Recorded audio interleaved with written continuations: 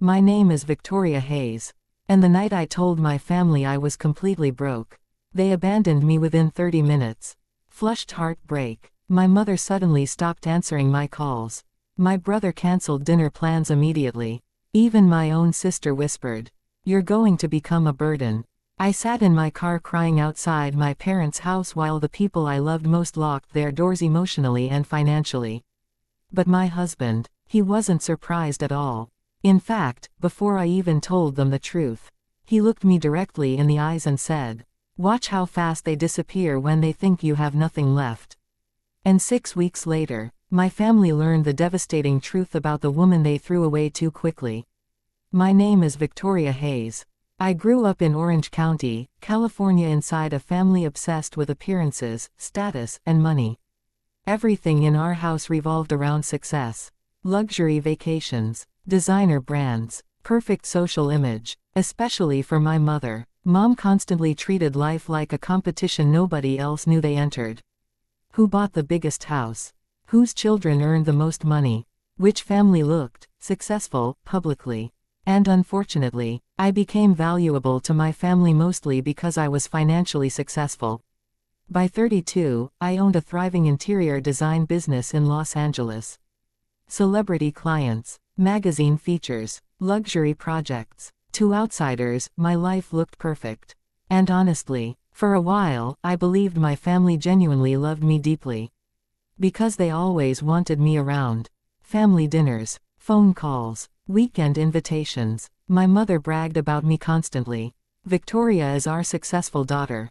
Meanwhile, my younger brother Aaron struggled financially for years. And despite Mom pretending she cared equally, the difference in treatment was obvious. Success earned affection inside our family, not character. Still, I ignored the warning signs because love feels real when people only show you kindness during good times. Then I met my husband, Daniel. Daniel came from a completely different background. Simple family, small town upbringing, no obsession with status. He worked as a financial analyst and noticed people carefully, especially my family. One night after attending dinner with my parents, Daniel quietly asked, "Do they ever ask how you're doing emotionally?" I laughed. "What do you mean?" He shrugged. "They ask about money, projects, clients, vacations, but never you." At first I defended them immediately. But deep down, his observation bothered me because it was true. Then disaster hit unexpectedly. A massive client sued my company over construction delays caused by contractors.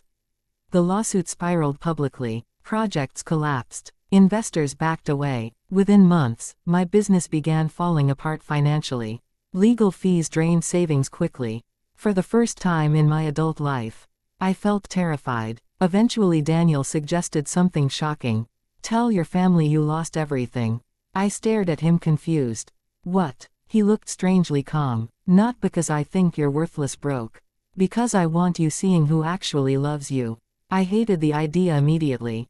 But part of me needed believing my family would support me no matter what. So one Sunday evening, we visited my parents' house for dinner. My hands shook the entire drive there. At dessert, I finally told them, "The business is collapsing." Silence. Dad slowly lowered his coffee cup. Mom frowned immediately. "How bad?" I swallowed hard. "Really bad. I may lose almost everything." The room changed instantly. Actually changed. Like emotional temperature disappearing. Aaron suddenly checked his phone awkwardly. My sister Olivia stopped speaking entirely. Then Mom quietly asked, "So, you need money?" Not, "Are you okay?" Not, "How can we help?" Only concern about whether my problems would affect them. I quickly shook my head. "No, I just wanted honesty with family." Mom forced a fake smile. But the warmth in her eyes vanished completely. Dinner ended early after that. Very early. And over the next few days, everything Daniel predicted happened perfectly. My mother stopped calling daily. Family group chats went silent. Weekend invitations disappeared. Even worse, I overheard Olivia telling relatives, "Victoria made bad financial decisions." Suddenly my family treated me like contamination.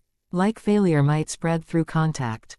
One afternoon I visited my parents unexpectedly, hoping maybe I misunderstood everything. Through the kitchen window I saw Mom entertaining guests laughing comfortably. But the second she noticed my car in the driveway, her smile disappeared. She actually stepped outside before I could enter. Outside, like she didn't want me embarrassing her inside. That moment shattered me emotionally.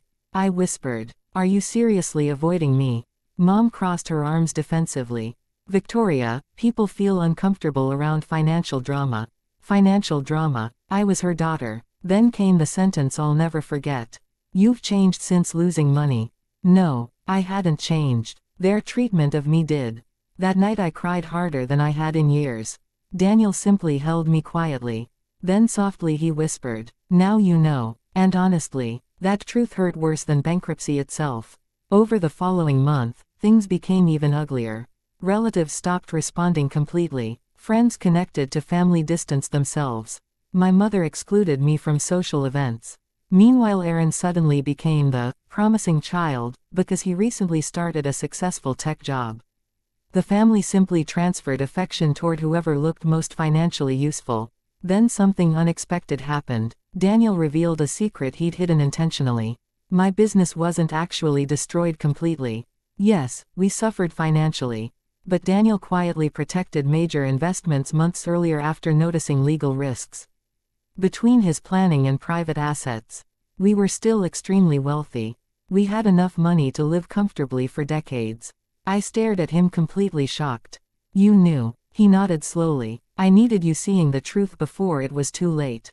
At first I felt angry. Then heartbreakingly grateful. Because for the first time in my life, someone loved me enough to protect me from fake love.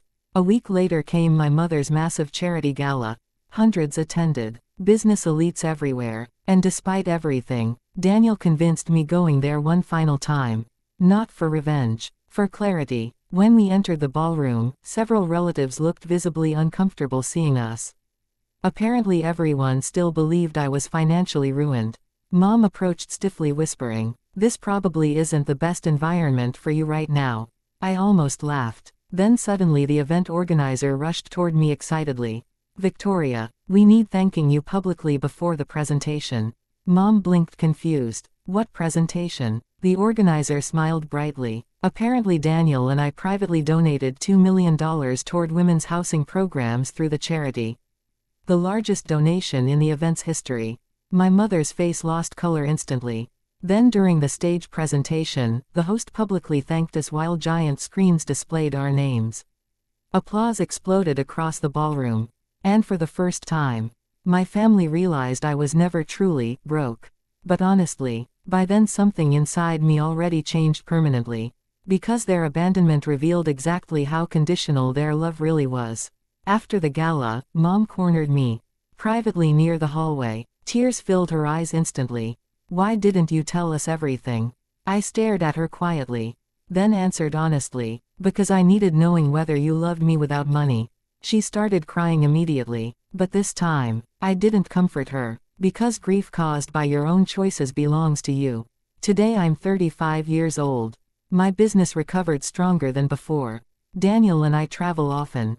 Life feels peaceful finally. But my relationship with my family, it never fully healed. Because once people reveal how quickly they discard you during hard times, you never see them the same way again. And honestly, maybe that's not tragedy. Maybe that's clarity. Some people love your success more than they love you. Real family supports you during failure, fear, and hardship, not only during wealth and status. And sometimes losing fake support becomes the first step toward discovering genuine love and loyalty. Money reveals character faster than almost anything else. If this story touched your heart, thumbs up, like this video. Bell subscribe for more emotional stories. Speech balloon comment below. Do you think people show their real character when money disappears? Flushed heartbreak.